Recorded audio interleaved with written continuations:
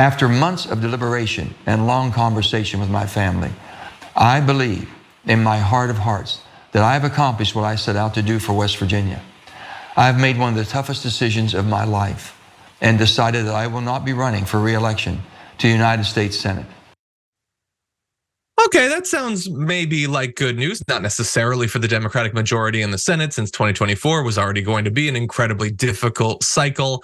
It almost certainly will revert to the Republicans now. But look, at least if you're sick of Joe Manchin, you don't have to deal with him anymore, right? Not so much. He's not going to be running for re-election in the Senate, but he's still hanging around and he's got some plans. Listen to this. What I will be doing is traveling the country and speaking out to see if there is an interest in creating a movement to mobilize the middle and bring Americans together. Every incentive in Washington is designed to make our politics extreme. The growing divide between Democrats and Republicans is paralyzing Congress and worsening our nation's problems. The majority of Americans are just plain worn out. He's accurate in that last point. I'm worn out. I'm worn out by people like him doing things like what he's talking about doing there. So he's going to be wandering across the country trying to see if he should run for president. He doesn't have, I guess, the guts to actually just put it out there and say that. Is he going to be with no labels? We don't know, but he's just wondering, is there an interest? What is the game that we're playing, Brett? Everybody who is going to know who and what Joe Manchin is already knows. We know how popular or unpopular he is. He's not going to like wander into Nashville and suddenly the country is calling out for him to save us from Biden and from Trump. It's a myth. And while, any third party candidate has a difficult road because of the structure, the nature of our elections, at least like a far left or far right candidate in theory could have the effect of pushing one of the two party candidates, even if they themselves aren't able to make it on the ballot and actually win this thing. But these centrist candidates to me make way less sense, because at least the far left and the far right candidate might not have a major party candidate that reflects their stances. But Joe Manchin already effectively has that. His economic policies, I think, are well represented by the candidates that are already in there. So anyway, look, it's not like this is the first hint we've gotten that he could be running for president, but it looks like he's moved a big step towards it. What do you think? I don't know. When people don't seek re-election, it's either because they have a better job lined up that could be president, but it could be some random energy sector lobbyist scheme that he's got going on. And it's definitely not news because he's so boring. Or they can't win their re-election. And I don't know what's going to happen with that. I think he's just kind of been in there for long enough, and he's done his Joe Manchin is important thing for long enough.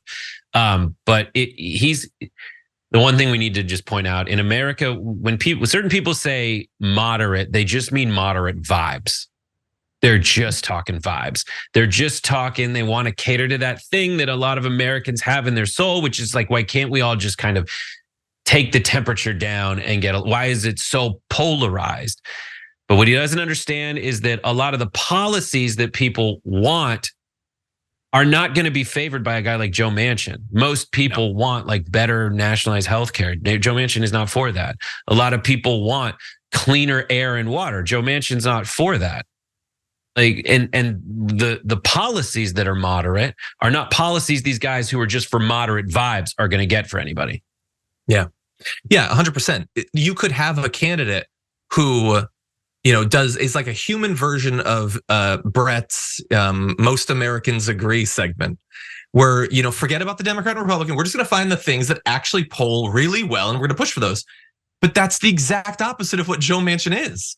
If you actually just listed the positions he cares about and prioritizes, they're not popular. And they're already well represented in government. If there is a unity candidate, he is on substance and popularity the exact opposite of what that would be.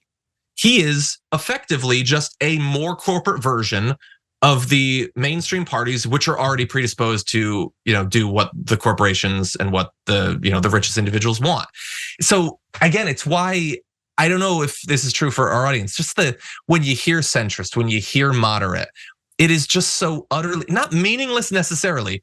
It has been given a meaning that it does not deserve by the media class that largely agrees with the status quo. So to put forward a candidate like this and say that it is anything other than another tool for the status quo to maintain itself is just utterly ridiculous.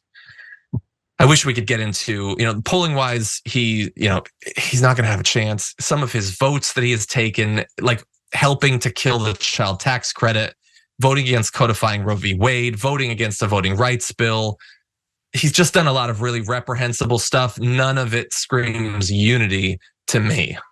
I'd just like to say he's facing Jim Justice, who is a guy who used to be a Democrat and turned to becoming a Republican when the realignment happened. West Virginia is very interesting, and he just hasn't done the realignment yet, but this will solidify the final realignment in American politics. More than likely.